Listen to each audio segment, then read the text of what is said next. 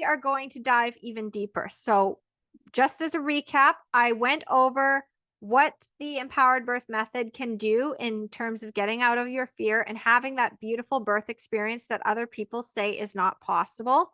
I shared stories of moms who have had VBACs, home births after 2 cesareans, and a vaginal birth after cesarean with gestational diabetes, chronic high blood pressure, like the epitome of the high risk mom with a 15% chance of VBAC success doing it.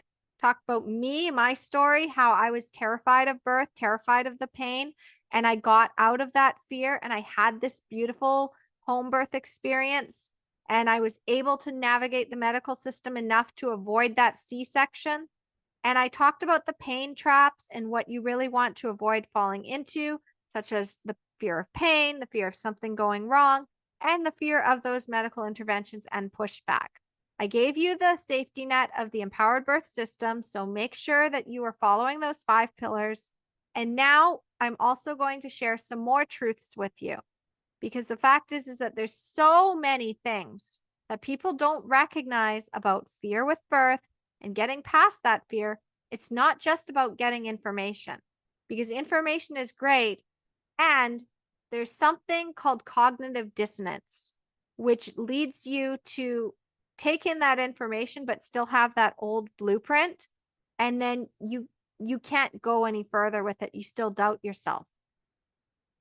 So empowered birth truth number 1 is that birth fear is not something you're born with. It's learned from our culture and social conditioning.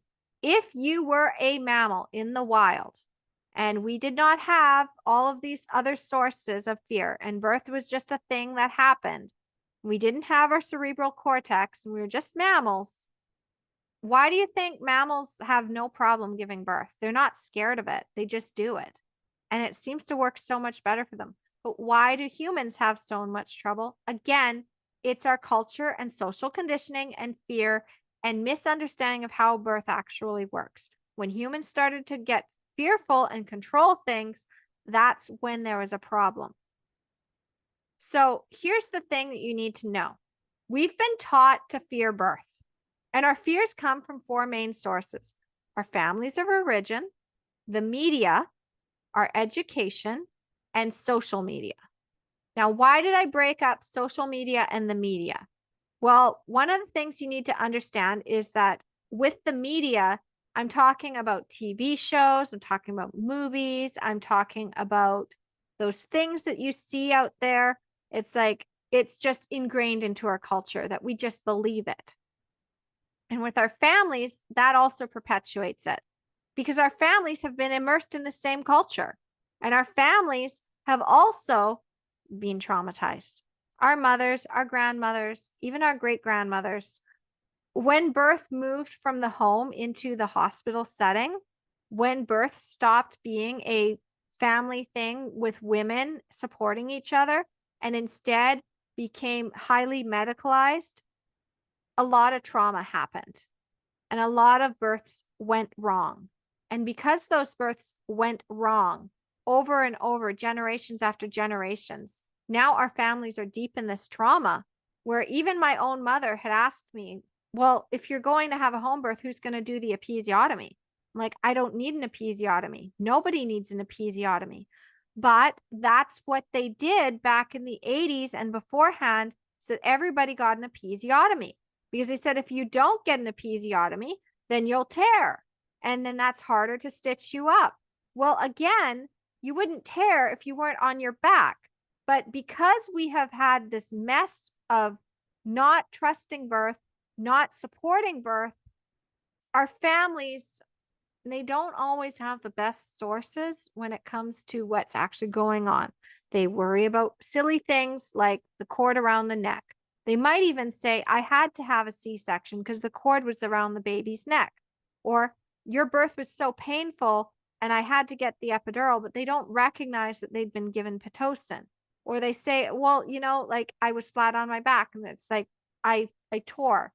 And that's why you need to like be careful and avoid tearing because you're going to tear if you have a big baby. No, there are women who have had 11-pound babies and they've been 5'4" and 110 pounds soaking wet, and they still end up not tearing.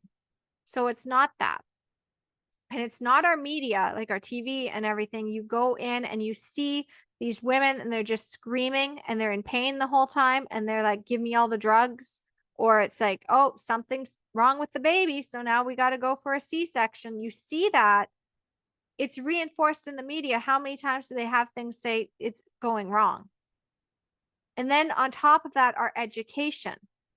Our education is based on what is in the trauma.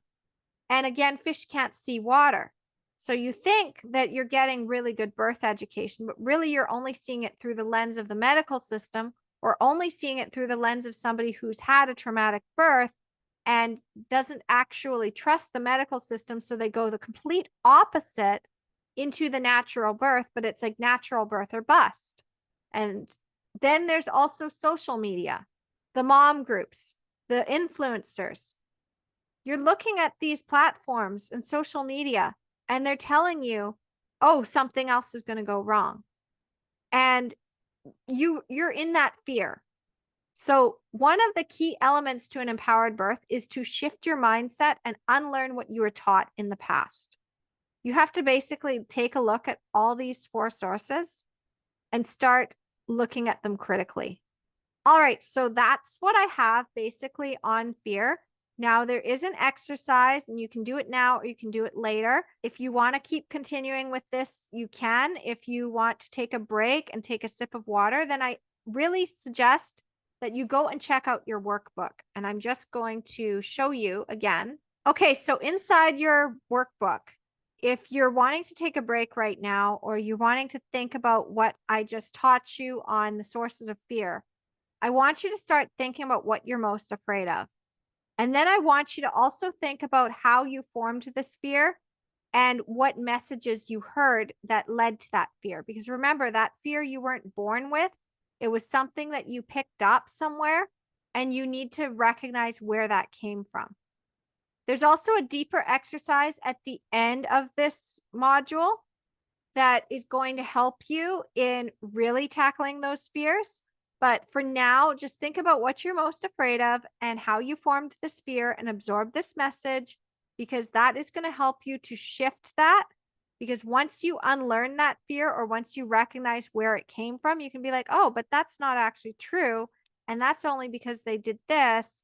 And that's actually all, like, you basically minimize that negativity. And you're like, you know what? It's not actually that big of a deal. And if it happens, I got my plan. I got my safety net. In the next part of this, I'm going to be sharing with you about the trauma responses and how you can stop crumbling under the pressure. But if this has been a lot for you, make sure you take that break. If you want to go do something else for a while and come back to this, I totally understand. It can be really confronting to face your fears and recognize where all your fears are. So if it does start to get a little triggering, if it does start to get heavy, please take a break. Please take some breaths. Please go for a walk, go have a bath, go do some self-care, because you need to come back fully resourced in order to tackle the next piece and understand about the trauma responses. I want you to be present during this, because if you're still scattered and not paying full attention, you're not going to get the full result, and you're not going to get past your fear. You are going to crumble under the pressure. You are going to let that fear stop you from having your dream natural birth experience. And I don't want that for you. Birth trauma sucks, as I said. And part of birth trauma, how it gets to that point, is by giving in to those fears. So use your workbook. Remember, if you need to write into the workbook, if you like to edit on the actual computer, all you have to do is go in to your editor, type text, see how it has the AB, and then you type that in. I'm not afraid anymore because I have the Phoenix method. So you see you've got that, or you can print it off if you want, but what I want you to know is that when you have this workbook and you can refer to it, you can edit it, you can do whatever you need to do with it, it's going to help you to shift that mindset, which I said is one of the key pieces of the empowered birth method to help you get past your fear, your anxiety, your overwhelm, and move towards your dream birth and away from that nightmare situation that you're terrified of. Because what you focus on gets stronger and you move more towards that. As my friend Annie Lala says, you might think that you're playing one game and you're always winning the game that you're playing. Even if you think you're not winning, you are winning the game you're playing. You might just have a different set of rules or your blueprint. And if you've got the wrong rule book and you're thinking, oh, I'm playing this game, and actually you're playing this game over here, it's going to screw you up. It's going to screw you up. It's like basically you're trying to play the natural birth game, but you're following the medical model blueprint for you. All right. So I will see you in the next part of this training.